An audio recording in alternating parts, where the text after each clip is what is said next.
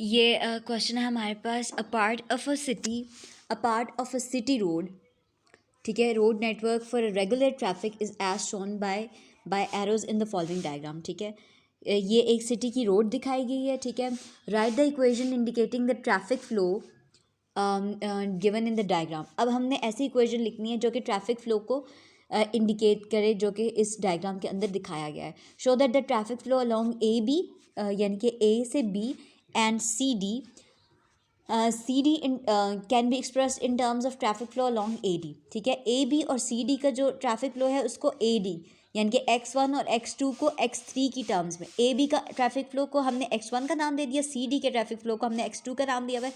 अब इसने कहा है कि ए बी और सी डी के ट्रैफिक फ्लो को in terms of A D के ट्रैफिक फ्लो बताओ। ए बी को हमने x1 का नाम दे दिया, सी डी को हमने x2 का नाम दे दिया। अब इसने हमने x1 और x2 को in terms of x3 show करना है, ठीक है।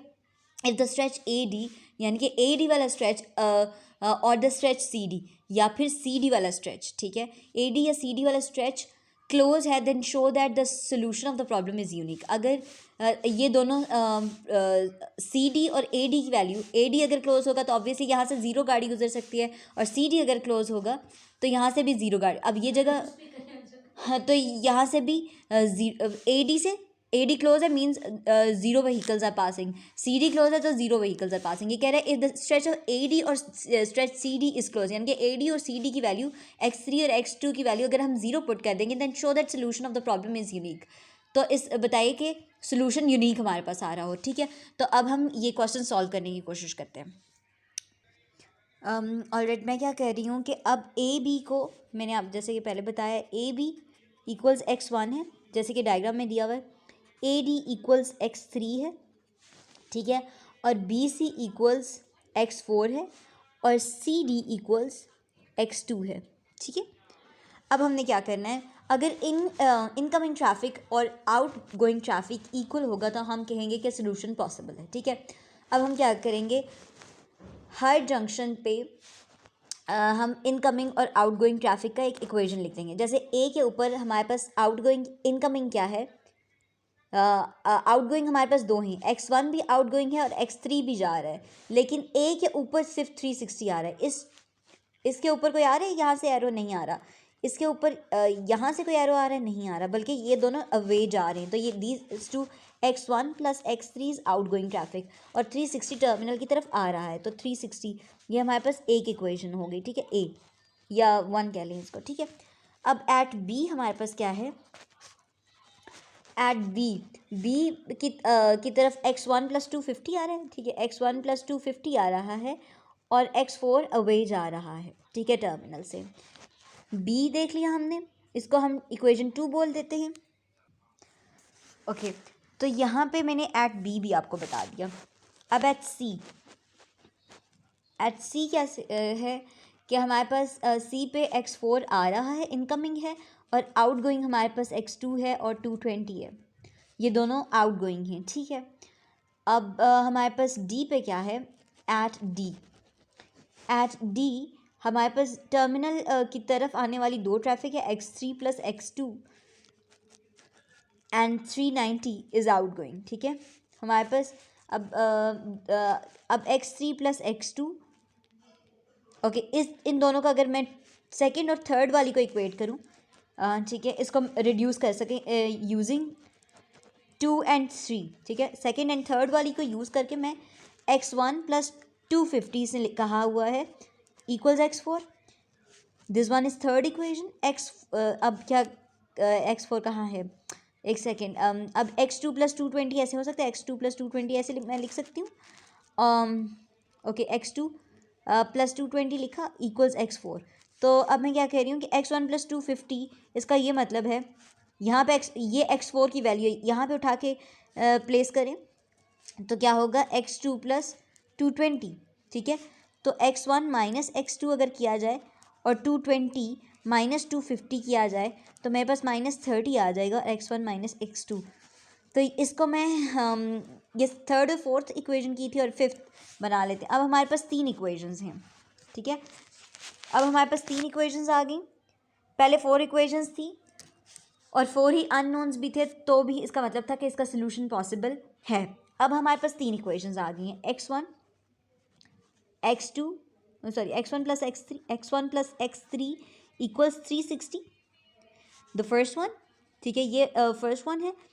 और x1 plus 250 is equal to 4, no is it, no x3 plus x2 वाले लिखेंगे, x3 plus x2 is equal to 390 and then x1 minus x2 equals to -30। तो ये सेकेंड वाली इसको बोल देते हैं यहाँ पे, अब ये बल्कि ABC इसको बोल लें फॉर यू ओन ईज, ठीक है। अब ये न्यू नेम हमने रख दिए ABC, ठीक है, हमने नया नाम रख दिया इसका। अब हमने क्या करना है, अब हम इसको ऑगमेंटेड मैट्रिक्स बना लेंगे, ठीक है। ऑगमेंटेड मैट्रिक्स बनाना है हमने कैसे, 1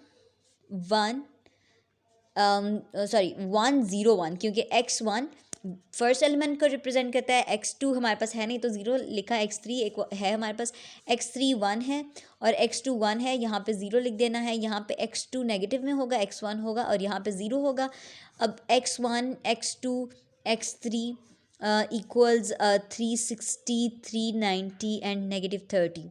अब हमने क्या करना है, इस पर हम जो मैट्रिक्स सोल्यूशन के लिए हम यूज़ करते थे, रैंक फाइंड करते थे, ऑगमेंटेड मैट्रिक्स का बेसिकली हमने रैंक फाइंड करना है। तो ऑगमेंटेड मैट्रिक्स लिखनी है ए बी डॉट, इस तरह से ए डॉट बी करके लिखना है, 1 0 1 0 1 1 1 -1 0। तो ये हमारे पास ऑगमेंटेड मैट्रिक्स आ गया। 360 390, डिग्री ऊपर नहीं लिखना, ये मैंने गलती से लिख दिया, -30, ठीक है, यहाँ तक लिख दिया हमने। अब इक्वेशन देख के पता चल रहा है कि ये नॉन होमोजेनस है, ठीक है। ऑगमेंटेड मैट्रिक्स मैंने पहले लिख लिया था, अब मैं दोबारा से लिख देती हूँ यहाँ पे 1 0 1 0 1 1 1 -1 0, और हाँ ये ऑगमेंटेड मैट्रिक्स लिखा हुआ है, सॉरी। मैंने क्या करना है, मैं यहाँ पे ऑपरेशन फॉर्म कर देती हूँ, ठीक है। इसको मैं, चलो मैं इसको बाद में ठीक कर लेती हूँ। 360 390 तो मैं लिखूँ। अब मैंने पहले क्या करना है, रैंक फाइंड करनी है, तो यहाँ पे ऑलरेडी 0 यहाँ पे 1 है, तो अब मैंने यहाँ पे इसको 0 बनाना है। तो मैं ये वाला ऑपरेशन परफॉर्म करूँगी कि R3 को -R1 कर दो। अब 1 -1 यहाँ पे देख लें 0 आ जाएगा, -1 -0 स्टेज -0, ठीक है, और 0 -1, 0 में से -1 करें तो यहाँ पे आ जाएगा -1, ठीक है। अब क्या करना है कि -30 -360, तो ये भी -390 बन जाएगा। नाउ R3 प्लस R2 वाला फंक्शन परफॉर्म करेंगे, क्योंकि अब हमने यहाँ पे 0 बनाना है। तो 1 0 1 360 0 1 1 390, और अब हमने क्या करना है, 0 + 0 0 + 0 0 -1 + 1 0 -1 + 1 0 -390 + 390 0।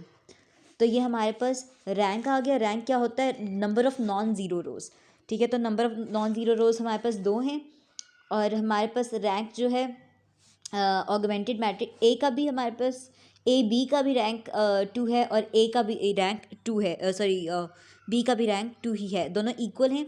तो अब हम क्या कर सकते हैं, अब हम इक्वेट करेंगे, यानी कि पहली को x1 + x3 = 360। अब क्या करेंगे, दूसरी वाली को x2 + x3 = 390। x3 को हम t मान लेंगे, कोई भी आर्बिट्ररी नंबर हम नहीं मान सकते। हम क्या कहते थे कि t is an arbitrary number, और हम कहते थे इसकी वैल्यू कुछ भी हो सकती है, नेगेटिव भी हो सकती है, पॉजिटिव भी हो सकती है, ज़ीरो भी हो सकती है। लेकिन इस केस में ना तो ये नेगेटिव हो सकता है, ना ये तो ज़ीरो